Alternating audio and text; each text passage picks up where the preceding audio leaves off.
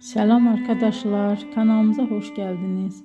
Bugün sizlere Türkiye'nin en tanınmış genç oyuncularından biri olan Hande Erçel'in hayat hikayesinden bahsedeceğim. Hande Erçel 24 Kasım 1993 tarihinde Türkiye'nin Balıkesir iline bağlı Bandırma şehrinde dünyaya geldi. Küçük yaşlarından itibaren sanatla ilgileniyordu ve yaratıcı alanlara karşı büyük bir merakı vardı. Daha sonra İstanbul'da Mimar Sinan Güzel Sanatlar Üniversitesi'nde eğitim aldı. Ama onun hayatında ilk adım oyunculuk değildi.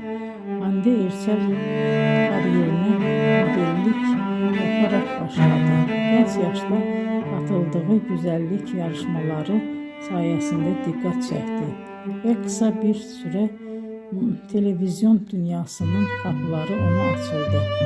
2015 yılında yayınlanan Güneşin Kızları dizisinde Selin karakterinin canlandırmasıyla geniş kitleler onu tanımaya başladı. Bu rol onun kariyerinde önemli bir dönüm noktası oldu. Ardından birçok başarılı projede yer aldı. Bugün Hande Erçel sadece Türkiye'de değil,